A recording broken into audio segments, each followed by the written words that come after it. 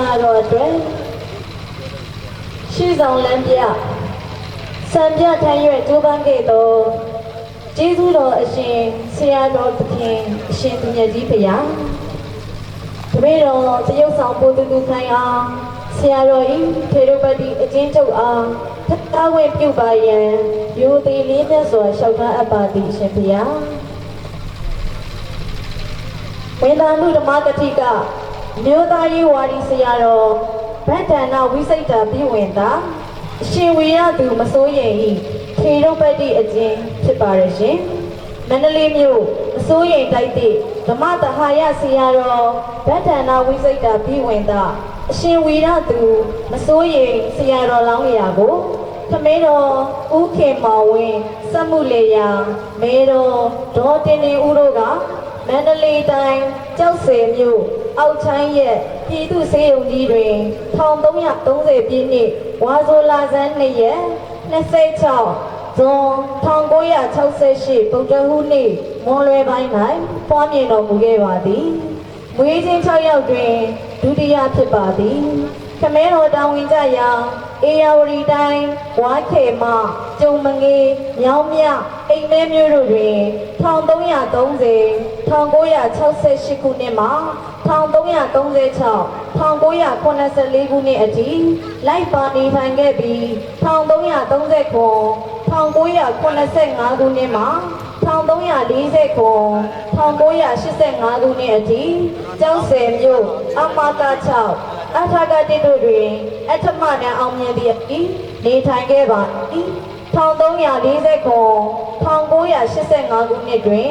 ကျောက်ဆည်မြို့စုကြီးရဲ့ရွှေလန်းတောင်ကျောင်းဆရာတော်ဗတ္တနာပညာသာမိကိုဥပစ္စေပြု၍ရှင်သာမဏေဘဝသို့ရောက်ရှိခဲ့ပြီးကျောက်ဆည်မြို့ကံဦးရဲ့မင်းကုန်းမဟာစာသင်တိုက်သို့ပြောင်းရွှေ့သတင်းသုံးကဗဒနာနာယကဆရာတော်ဗတ္တနာဇဏိတာပြီးဝင်သာထံတော်၌ပရိယတိစာပေများတင်ယူခဲ့ပါသည်1350 1988ခုနှစ်တွင်ကျောက်ဆည်မြို့မင်းရဲ့ရက်ကွက်ဒေါ်မြချစ်သမင်းဆိုင်မိသားစု၏ပစ္စယနုဂါကိုခံယူ၍ဒေသဆရာတော်သည်ဗတ္တနာဇဝနာအားဥပစ္စေပြုလျက်မင်းကုန်းကျောင်းခန္ဓာတိန်တော်၌ဇဟံဘဝသို့ရောက်ရှိခဲ့ပါသည်1353 1992ခုနှစ်၌မန္တလေးမြို့မဟာအောင်မြေမြို့နယ်မစိုးရိမ်တိုက်သေးသို့ရောက်ရှိတော်မူခဲ့ပြီးမဟာနာယကဆရာတော်ကြီးဗတ္တနာတိရိဏပြီးဝင်သာထံတွင်ပရိယတိစာပေများကိုစီးပူးတော်မူခဲ့ပါသည်1356 1995ခုနှစ်၌ရန်ကုန်မြို့ဗဟန်းရဲ့ရောင်လုံးပါဏိတက္ကသိုလ်ဒေါ်ရွှေသစ်ပိဋကတိုက်ကျောင်းသို့ပြောင်းရွှေ့သတင်းသုံးကဇေတိရင်ကနစာချရန်ဆိုင်ရာပရိယတိစာပေများကိုတင်ယူခဲ့ပါသည်1354 1996ခုနှစ်၌မန္တလေးမြို့မဟာအောင်မြေမြို့နယ်မစိုးရိမ်တိုက်သစ်သို့ပြန်လည်ကြွရောက်ခဲ့ပြီး1999ခုနှစ်၌ပရိယတိသာသနာဟိတဓမ္မစရိယတရားတရားအပိဝင်သားပွဲကိုရရှိတော်မူပြီးမစိုးရိမ်တိုက်သစ်ဓမ္မတဟာယကျောင်းနာယကအဖြစ်ကျောင်းတိုက်တာဝန်ပရိယတိတာဝန်များကိုစတင်ထမ်းဆောင်ခဲ့ပါသည်1362 2000ခုနှစ်၌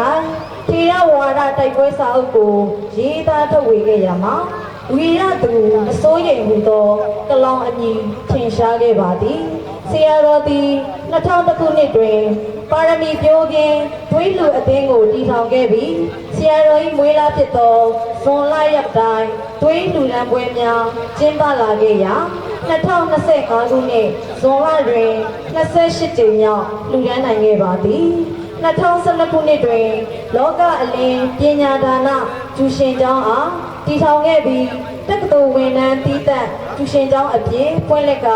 စင်ရဲသားမိဘများသာသမီတို့၏ပညာသင်စရိတ်အတွက်မပူမပင်မကြောက်ကြရေးဗလာစာအုပ်အထူးထုံးမှအစစာမွေးဝဲဖောင်တင်စရိတ်အထိအခမဲ့တာဝန်ယူဆောင်ရွက်ပေးလျက်ရှိပါသည်2012 2013ခုနှစ်မှစ၍ပညာသင်စရိတ်အလူတော်ကိုတည်ထောင်၍ တက္ကသိုလ်ဆက်တက်ရန်အခက်အခဲရှိသောကျောင်းသားကျောင်းသူများအားနှစ်စဉ်ထောက်ပံ့ပေးခဲ့ပြီးရိုးရိုးဘွဲ့ဂုံတူးတန်းအင်ဂျင်နီယာဆရာဝန်ဘွဲ့များရသည့်အထိကျောင်းပိတ်ရက်များပါမကျန်ထောက်ပံ့ပေးလျက်ရှိပါသည်ပညာသင်စရိတ်အလှူတော်ပါရမီလုပ်ငန်းသည်လောကအလင်းပညာဒါနကျူရှင်ကျောင်းနှင့်အတူပေါ်ပေါက်လာခြင်းဖြစ်ပါသည်2013ခုနှစ်တွင်စင်ရဲသားပြည်သူများသက်သာချောင်ချိရေးကိုကျင့်တရားကောင်းမွန်ရေးကြီးဝါလိုစိတ်များရှင်သန်လာရေးမိမိကိုယ်ကိုယုံကြည်မှုပြေဝလာစေရေးနှင့်စင်ရဲသားပြည်သူတို့၏ရင်ထဲ၌ဖယားတီသာသနာပြုရေးဟုသောရည်ရွယ်ချက်များနှင့်ငကနီစုဘူးအသင်းကိုတည်ထောင်ပေးခဲ့ပြီးအသင်းဝင်များကျန်းမာရေး၎င်းတို့မိသားစုများနာရေးနှင့်သားသမီးများပညာရေးတို့အတွက်ပြန်လည်ထောက်ပံ့လျက်ရှိပါသည်2018-2019ပညာသင်နှစ်မှစ၍စကိုင်းမြို့နယ်မင်းကုန်းတောင်ရိုးမင်းကုန်းမထိုးတော်အနီးတွင်မင်းကုန်းမထိုးတော်သည်ပညာရေးအကယ်ဒမီကျောင်းကိုတည်ထောင်ဖွင့်လှစ်ခဲ့ပြီးယခုအခါမူလဓမ္မစေတီကျောင်းမှစံတော်မူကျောင်းတိုက်သို့ပြောင်းရွှေ့ဖွင့်လှစ်လျက်ရှိသည်အလေတန်းနှင့်အထက်တန်းကျောင်းသားများကိုကျောင်းအိတ်ကျောင်းသားအခမဲ့ကျွေးမွေးပညာသင်ပေးခြင်းဖြစ်ပြီးရည်ရွယ်ချက်မှာမူလတန်းအလေတန်းအောင်မြင်ပြီးမြို့ကျောင်းမနေနိုင်သည့်ချို့တဲ့နွမ်းမောင်တိုင်းရင်းသားပေါင်းစုံကျောင်းသားကျောင်းသူများအလွယ်တကူပညာသင်ယူနိုင်ရန်ဖြစ်သည်2018ခုနှစ်တွင်အမျိုးဘာသာသာသနာအတွက်ကဲကူရိုင်းပင်ဝီရသူဖောင်ဒေးရှင်းအားတည်ထောင်ခွင့်ပြုခဲ့ပြီးကုညီကယ်ဆယ်ရေးပညာရေးနှင့်ပရဟိတလုပ်ငန်းများဆောင်ရွက်ရာတွင်လမ်းညွှန်မှုပြုပေးလျက်ရှိပါသည်ဆရာတော်တည်ထောင်ဆောင်ရွက်လျက်ရှိသောပညာဒါနကျောင်းများ၏ဆောင်ပုဒ်မှာသာသနာပညာယဉ်ကျေးမှုကောင်းတော်ရင်အောင်ပြုဖြစ်ပြီးတော့ကိုကျင့်တရားနှင့်စိတ်ထားကောင်းမွန်၍ထူးချွန်ထက်မြက်သောလိမ္မာယဉ်ကျေးသည့်ပညာရှိသူတော်ကောင်းများမွေးထုတ်ရန်ရွယ်ချက်ဖြစ်သည်ဆရာတော်တည်ထောင်လာသောပညာဒါနကျောင်းများမှာနှစ်စဉ်ကုန်လူရှင်များပေါ်ထွန်းပြီးရိုးရိုးအောင်မြင်သူများလည်းများစွာပေါ်ထွန်းလျက်ရှိသည်2022ခုနှစ်နိုဝင်ဘာလ18ရက်တွင်ကြော်ညာစာအမှတ်115မြင်းဆောင်2022ဖြင့်နိုင်ငံတော်မှသီရိပြန်ချီပွဲစက္ကန့်ချီးမြှင့်ခဲ့ပါသည်ယခုအခါ၌မန္တလေးမြို့ရှိမိခင်စာသင်လိုက်ဖြစ်သောမစိုးရိမ်တိုက်သည့်ဓမ္မတဟာယကျောင်း၌ပြန်လည်သတင်းသုံးငါစာပေပို့ချခြင်းစာပေကျမ်းဂန်များရေးသားခြင်းဖြင့်ပရိယတ္တိတာဝန်ကိုစွမ်းစွမ်းတမန်ဆောင်ရွက်လျက်ဗုဒ္ဓသာသနာတော်အကျိုးကိုသေဖို့ထင်ရလျက်ရှိပါသည်သာဓုသာဓုသာဓုပါဗျာ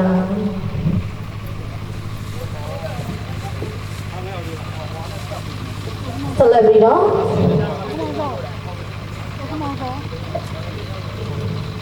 တပည့်တော်တရုတ်ဆောင်ကိုတူတူခိုင်အားတရားတောင်းဝင်ပြုတော်မူပါအရှင်မြတ်ကြီးဘုရား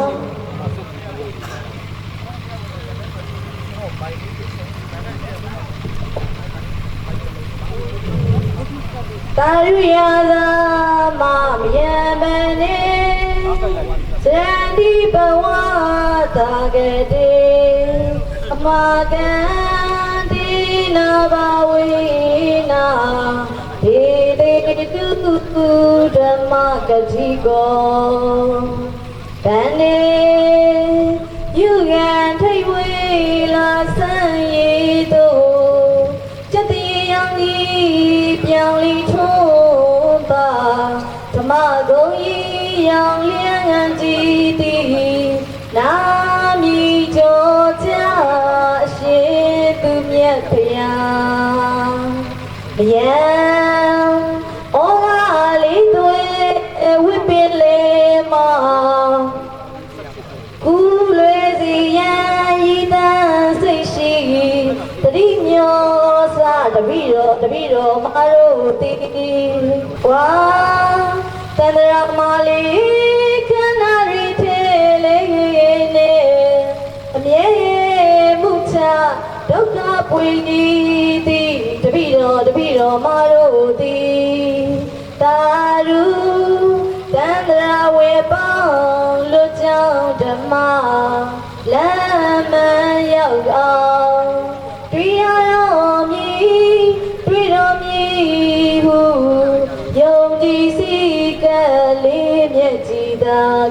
မောစွာလျင်ရာဇမဒုက္ခဝိမြောဖြစ်ရကုန်နေလုံးလုံးထင်ရှားရှင်မြတ်ဖျားကိုလျှောက်ထား၍သာတောင်းမမဤအရှင်ဖျားဘဝတာကလေးဆုံးကြီးစံကြီးအတိမရမပြတ်သွားလားခန္ဓာမုတ်ချဒုက္ခပြီးသည်ဘဝတန်လျာကြီးတဲ့၌တတကြောဝင်းလေမာတာခမတို့ဒီခန္ဓာဝိမမလွတ်နိုင်သေးကြတဲ့ဘဒဝမန္တမြနန္ဒတို့သည်ဓမ္မဂတိကောတုံးလောင်းသင်္ချာဟိမဝိနာ၌ဧတရာတဘာပမာအားဖြင့်ကြွားကြွားဝင်းဝင်းရဲရင်ညံကြီးဓမ္မိရဓမ္မတတ္တကြအောင်ဟောပြတော်မူစိတ်ကရည်၍ကျန်စီမဆာဓမ္မဂတိကဟုနာမီကြောကြအရှင်သူမြတ်ဖျားအမကံဒိဋ္ဌိမျိုးနွယ်ခုံချိုးပေး၍အနတ္တတတမြတ်ဖျားကိုဒေသေတုကျမ်းဂန်ဓမ္မရီနဲ့ရမကြလမ်းမှန်ရစေဖို့ဒီသာသနာမှာဖျားပြည်အမတနိဗ္ဗာန်သို့မြန်ရအောင်မိန်ကြောင့်ပြဆုံးမတော်မူလိုက်ပါ